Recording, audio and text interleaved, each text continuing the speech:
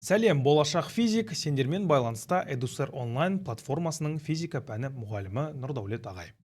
Бұл видео сабақ оптика бөліміне арналады. Жалпы оптика өте үлкен бөлім, одан ұбт-да 6-7 сұрақ кездеседі. Ендеше оптиканы екі бөлімге қарастырады екенбіз физикада, ол толқындық оптика және геометриялық оптика. Геометриялық оптика жарықтың сәулелерінің бағытын зерттейтін болса, толқындық оптика жарықтың толқындық қасиетін зерттейді. Жалпы толқындық қасиетін зерттеуде көптеген ғалымдар жұмыс жасады, оның негізін қалаушы Гюйгенс болып табылады, толқындық оптиканы. Ендеше бүгінгі тақырыбымыз ол толқындық оптика, және толқындық оптиканың ішінде қандай физикалық құбылыстар бар, солармен танысатын боламыз. Және міндетті түрде ұбт сұрақтарына талдау болады. Ал ендеше кеттік. Ең алдымен өзіме тоқталсам, Эдусер онлайн платформасының физика пәні мұғалімі Нұрдаулет Мақсатұлы дәл өзің сияқты 7000-нан астам оқушыны ұбт-ға дайындап жақсы нәтиже көрсеткенбіз. ұбт-ның сұрақтарын құрастырушы және Қазақстандағы ең беделді Қара шаңырақ Әл-Фараби атындағы Қазақ ұлттық университетінің түлегімін. Сол жерде физика ғылымдарының магистрі атағын алғанмын. Шетелдегі тағылымдамаларымда физиканың оңай түсіндіру жолдарын үйренген болатымын. Ендеше сені де физикаға оңай үйретіп, ұбт есептерін шағатындай деңгейге жеткіземін. Ендеше толқындық дуализмге тоқталайық. Ең алдымен бұл толқындық дуализм дегеніміз Гюйгенс пен Ньютон арасындағы бір соғыс десек болады. Енді соғыс болғанда мылтықпен соғыс емес, әрине, ол екеуі де жарықтарды зерттеген, және жарықты зерттеу кезінде Гюйгенс жарықтарды толқын деп қарастырған болса, яғни мына толқын деп қарастырған болса, ал Ньютон немесе Планк деген ғалымдарымыз олар жарықтарды мынандай кванттар, яғни бөлшектер деп қарастырады екен. Екеуінің де дәлелдемелері бар, сондықтан да толқын екі түрлі қасиет көрсетеді деп қабылданады. Яғни толқын кейбір кезде толқындық қасиет көрсетсе, кейбір құбылыстарда фотон ретінде, яғни бөлшек порция энергия ретінде өзін көрсете алады екен. Дәл оқушылар сияқты жақсы оқитын оқушылар болады, және спортпен жақсы айналысатын оқушылар болады. Ал екі қасиетте бірге орныққан оқушылар бар, яғни сабақты да жақсы оқиды, және спортпен де жақсы айналысады, немесе жақсы күй тартады домбырада, өнерлі деген сияқты. Сондықтан толқынымызда сонда екі түрлі қасиет көрсетеді екен, ол толқындық қасиет және кванттар түрінде порция энергия, яғни бөлшектер түрінде қасиет көрсете алады екен. Оны біз толқындық дуализм дейміз. Дуо деген екі деген сөзден шыққан, және оны толқындық дуализм дейміз. Енді бізде мына толқындық оптика бөлімінде ол мына Кристиан Гюйгенс ғалымның жолымен, яғни біз жарықтарды түсіп тұрған толқындар ретінде қарастырамыз. Енді жарық жылдамдығын анықтау кезінде бізде көптеген ғалымдар жұмыс істеген, және ұбт-да міндетті түрде осы сұрақ келеді. Жарықтың жылдамдығыны туралы. Жарық жылдамдығын астрономиялық әдіспен анықтаған Рамер, яғни осы Рамерді есте сақтап алыңыздар, ол жердің Юпитер планетасынан алыстап жақындау кезінде уақыттарының айырмашылығын есептеді. Яғни астрономиялық жолмен деп келеді. Жарық жылдамдығын астрономиялық жолмен есептеген деген кезде Рамерді белгілейсіздер. Ол қалай есептеген? Юпитер және Юпитердің серігі арқылы уақыттың кешігуінен есептеген. Оны да толық көріп шықсаңыздар болады, өте қызықты. Ол бірақ Рамердің есебі бойынша жарық жылдамдығы өте алыс болды. 2,3 10-8 дәрежесі метр секунд, ал шындығында 3 10-8 дәрежесі екен.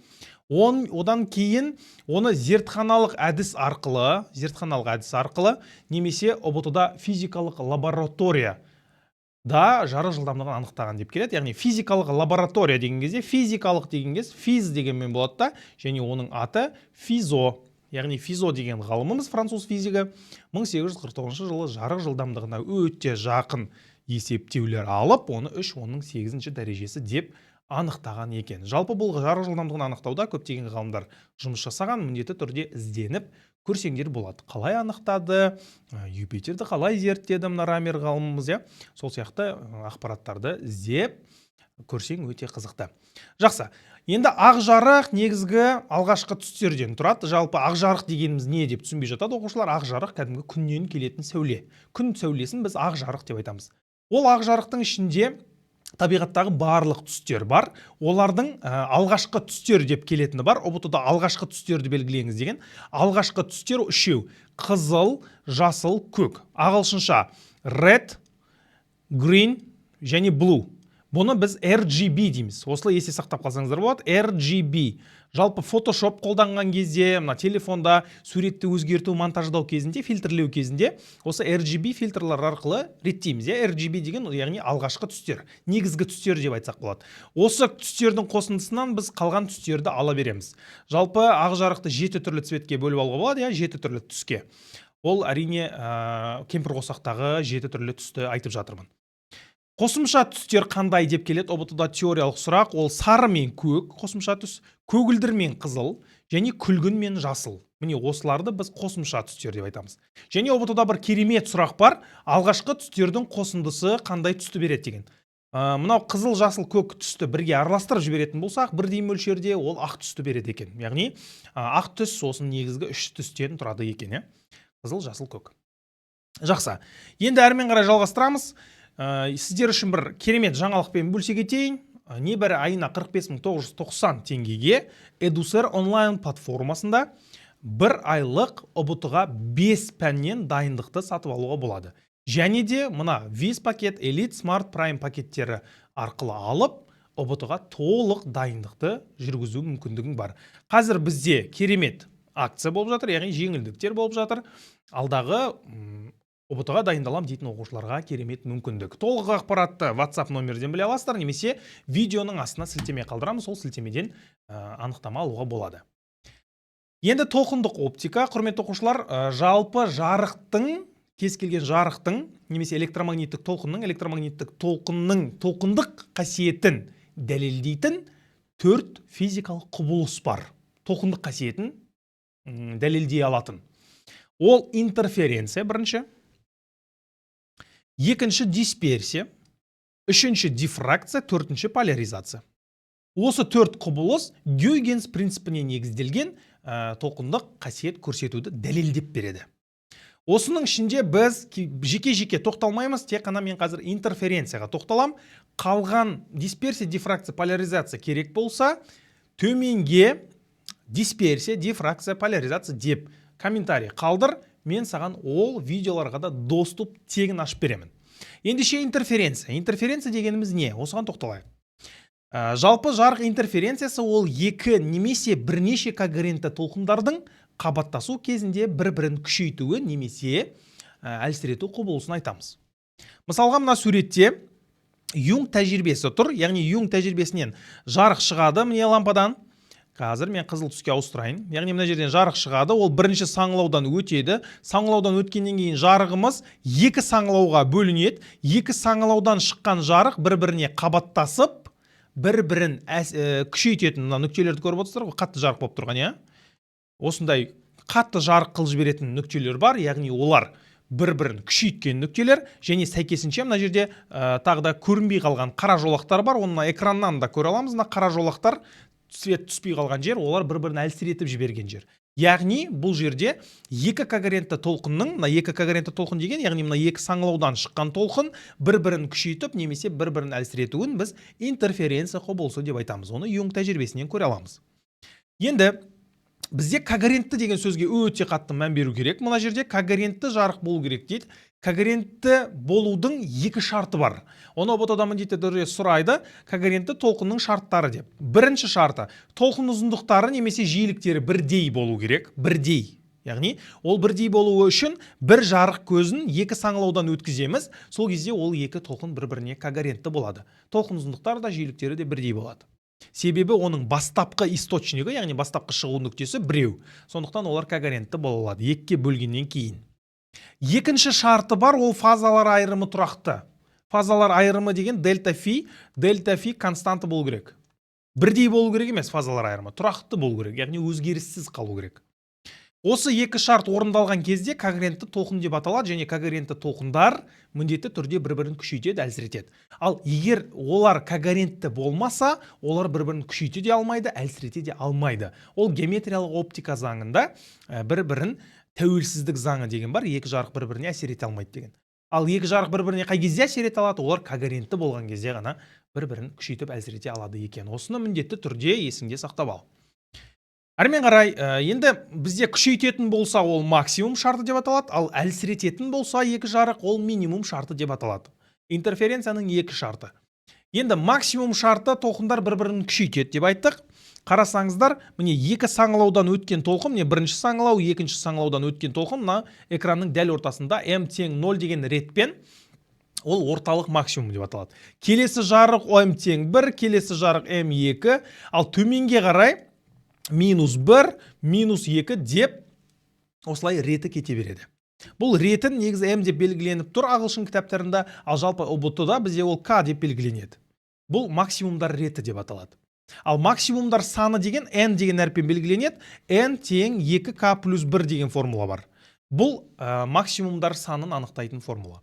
Допустим, мына жерде бізде 4 рет тұратын болса, онда неше жолақ бар деп сұрайды, соны максимумдар саны деп айтамыз. 2, мына жерде 2-ні мына жерге қоятын болсақ, 2-ні 2-ге көбейтсек 4, 4-ті 1-ге қоссақ 5. Яғни 5 жолақ бар деген сөз. Ол максимумдар саны. К деген максимумдар реті. Әрмен қарай минимумдар шартында қарасаңыздар екеуі келіп, олар да бір нүктеде қиылысқан, бір нүктеде қиылысу жерінде қараңғы, яғни мына жер бір-бірін сөндіріп тастаған жарықтар. Ол m тең 0 деген орталық минимум деп аталады. Мына жерде орталық максимум болса, мұнда орталық минимум. Ол жерде бір-бірін әлсіретіп жатыр. Енді әлсірету күшейту кезіндегі шарттың формуласы қандай? Жалпы бізде дельта d тең k лямбда деген формула бар. Дельта d деген мына екі d-лардың, яғни екі толқынның жүріп келген жолдарының айырымы. Сонда дельта d ол екі жол айырымы. d1 минус d2 деп азайтып тастауға болады. К деп отырғанымыз реті 0, 1, 2, яғни мына жерге 0, 1, 2 деген. Әрмен қарай, бұл бізде мынау максимум шарты, ал мынау минимум шарты деп аталады. Минимум шарты. Яғни ережесі қандай? Жарты толқындардың, жарты толқын деген лямбда бөлу 2, жұп санына тең болса дейді. Жұп деген қандай сандар? Ол 2-ге бөлінетін сандар ғой. 2 болу мүмкін, ол 4 болу мүмкін.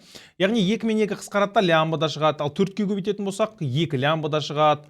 2 лямбда, 3 лямбда деген кез қалатын болса, егер жол айырымында, дельтада, онда ол бір-бірін күшейтеді. Яғни ол жерде бүтін толқын қалып кетеді. Мына жерде артық бүтін толқын қалып кетсе, демек мына жерде бізде екі толқынның таулары мен таулары бір-бірімен соғысып жатыр дегенді білдіреді, және олар бір-бірін күшейтеді.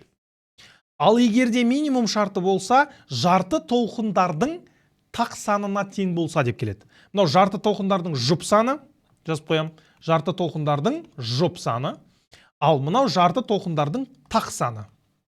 Яғни лямбда бөлу 2, тақсан деген 3, мысалға 3-те 2-ге бөлсек 1,5 лямбда болады. Міне 1,5 лямбда бүтін емес сан, яғни лямбданың алдында коэффициент бүтін емес, 1, 2, 3 деген бүтін сан болса, ол максимум шарты, ал 1,5, 2,5, 3,5 деген бүтін емес сан тұрса, ол минимум шарты деген сөз. Бұндағы К дегеніміз реттілік, түсінікті шығар ол. Келесі бізде фазалар айырымы бар, дельта фи, яғни дельта фи кезінде де біз максимум минимум шарттарын қолданамыз. Фазалар айырымы лямбда деген білесіздер бір толқын 360 градусқа сәйкес келеді, немесе ол 2 пиға. Демек 2 пи, 4 пи, 6 пи, 8 пи деген кезде, яғни жұп сандармен пи болған кезде 360 градус, 720 градус деген сияқты болғанда ол максимум шарты болады. Ал егерде пи жол айырымында пи, 3 пи, 5 пи деген тақ сандар болса, пидің алдында коэффициент 2-ге бөлінбейтін сан болса, ол минимум шарты деген сөз. Осылай есте сақтаймыз. Минимум шартында тақ сандар болады, максимум шартында жұп сандар болады. Сонда жұп сан қалатын болса, бір-бірін күшейтеді, тақ сан қалатын болса жол айырымында, немесе фазалар айырымында, онда олар бір-бірін әлсіретеді. Осыны миыңа құйып ал. Әрмен қарай, есепке көшеміз. Міндетті түрде ұбт есептері ең оқушылардың былай айтқанда қиналатын интерференцияға байланысты есеп. Егер толқындардың жол айырымы жарты толқындардың тақ санына тең болса, жарты толқындардың тақ саны деген жарты толқын лямбда бөлінген 2, бір толқын деген лямбда, жарты деген бөлу 2. Тақ сан, кез келген тақ санды алуға болады. 5, 3, 7, яғни 2-ге бөлінбейтін кез келген сан. Мәселен 7-ні алайын, 7-ге қоям. Сонда 7-ні 2-ге бөлсек 3,5 лямбда. 3,5 лямбда деген бүтін емес қой. Демек, ол жерде минимум шарты деген сөз. Минимум деген сөз олар бір-бірін әлсіретеді дегенді білдіреді. Яғни бәсеңдейді.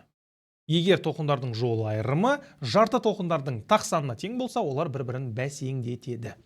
Ал егер де жұп санына тең болғанда, 2 лямбда, 4 лямбда, 6 лямбда болғанда, олар максимум шарты болатын еді де, бір-бірін күшейтетін еді. Міне осыны есіңде сақтап қал. Бұл ұбт-да ең көп кездесетін теориялық сұрақ. Әрмен қарай, екі когерентті толқын көзі 300 Гц жиілікпен бірдей фазада тербеледі. Бірдей фазада, яғни фазалар айырымы тұрақты. Толқындардың ортада таралу жылдамдығы 1,5 км в секунду. Бірінші толқын көзінен 20 метр, яғни D1, екіншісінен 30 метр қашықтықта орналасқан нүктедегі интерференция нәтижесін көрсетіңіз дейді. Яғни бізге жол айырымын табу керек. Жол айырымы дельта D тең К лямбдаға салып жібереміз. Дельта D тең К лямбда.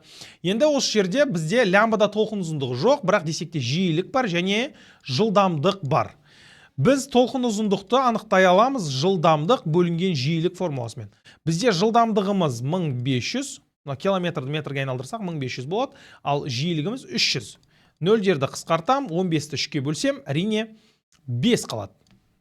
5 метр. Демек біздің толқын ұзындығымыз 5 метрға тең екен. Енді жол айырымын есептеп көрем. Жол айырымы дельта, яғни D2 минус D1 дейін. D2-міз 30 метр қашықтықта, минус 20 метр қашықтықта. Яғни бірінші толқын 20 метр жол жүріп келген, екінші толқын 30 метр жол жүріп келген. Мынау D1-ші, мынау екінші толқынымыз 30 метр. Екеуінің қиылысу нүктесінде жарықтар күшейтеді, немесе әлсіретеді, соны табу керек. Енді дельта-тымыз тең болады, 30-дан 20-ны азайтсақ 10 қалады екен. Ал енді осы жерден К ретін табатын болсақ, К тең болады дельта D бөлінген лямбда. Дельта D деп отырғанымыз біздегі 10, лямбда деп отырғанымыз 5. Демек, 10-ды 5-ке бөлсек 2 қалады. Сонда К тең 2 деген бүтін сан қалды, және ол жұп сан болып тұр. Демек, К тең 2 күшейтеді деп белгілеуге болады. Яғни ол не деген сөз? Ол деген сөз жол айырымымыз біздің тең болады 2 лямбдаға деген сөз ғой. Яғни міне К-ның орнына 2-ні қоям, 2 лямбда. А біз білеміз, 2 лямбда, 4 лямбда, жалпы 5 лямбда болса да разница жоқ. Бүтін толқын лямбда қалып отыратын болса, онда бізде күшейтеді екен. Ал бүтін емес, 2,5 лямбда, 3,5 лямбда болғанда, олар бір-бірін әлсірететін еді. Осылайша біз күшейеді, себебі К тең 2 деген жауапты белгілейміз. Әрмен қарай, енді фазалар айырымымен де тағы да бір есеп шығара кетейін. Екі когерентті толқын көзі бірдей фазада тербеледі, толқындардың ортада таралу жылдамдығы бар, 1200, жиілігі 300 дейді. Демек, қайтадан толқын ұзындықты анықтап алуға болатын сияқты осы жерден жылдамдық бөлінген жиілік. Жылдамдығымыз 1200, анау 300 болса, екеуін бөліп тастасақ, лямбдамыз 4 метр, яғни бір толқынымыз 4 метрге тең екен. 4 метріңіз ол біздің 2 пи градусқа тең болады. Яғни бір толқын ол всегда 2 пиға тең, бір толқын. Себебі қараңыздаршы, бір толқын деген мынандай ғой, міне бір толқын. Бұл бір толқынның үстіңгі бөлігі 180 градус, астыңғы бөлігі 180 градус, сонда жалпы 360 градусқа тең. Ол бізде 2 пи радианға тең болады. Сонда бір толқын, постоянно біліңіздер, ол бір лямбда 360 градусқа тең екендігін. Енді бізге айтады, берілген нүктеде бірінші толқын көзінен 18 метр, екінші толқын көзінен 24 метр. Демек, жол айырымын табам, дельта D тең болады 24 минус 18. Бізде жол айырымы 6-ға тең болды. Енді осы жерде қызық дүние, фазалар айырымын анықтау керек бізге. Фазалар айырымын қалай анықтасам болады? Жалпы былай істеуге болады. Екі жол бар, формула жаттап алуға болады, немесе лайфхак бар. Давай сразу лайфхактан көрсетейін. Бізде бір толқын 4 метрге тең. Бір толқын 4 метрге. Яғни мынаның ұзындығы 4 метр екен. Ал бізде жол айырымы 6 метр ғой. Демек, ар жағында тағы қанша? Тағы да мынандай жер қалып кетті деген сөз. Бір тау. Неге? Себебі мына жер 2 метр болып тұр, мына жер 4 метр болып тұр, мына жер 6 метр болып тұр. Енді қазір қараңыздар, мына жерде бір толқын қалып кетті, а мына жақта жарты толқын қалып кетті ғой. Демек, 1,5 толқын. Біздің жол айырымымыз 1,5 толқынға тең болды. 1,5 толқынға.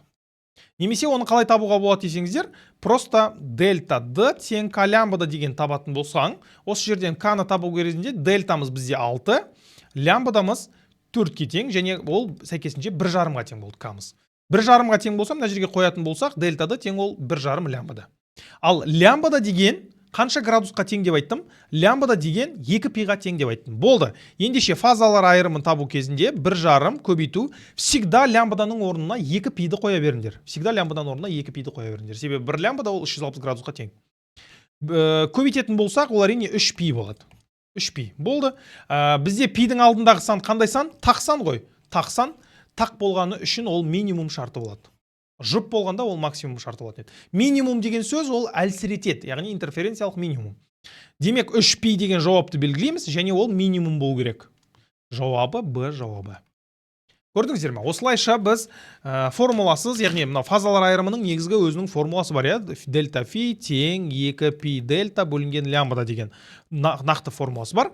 Бұны ұмытып қалған оқушылар үшін осылай всегда 1 лямбданы 360 градусқа тең немесе 2 пиға тең деп алып есеп шығара беруге болады екен.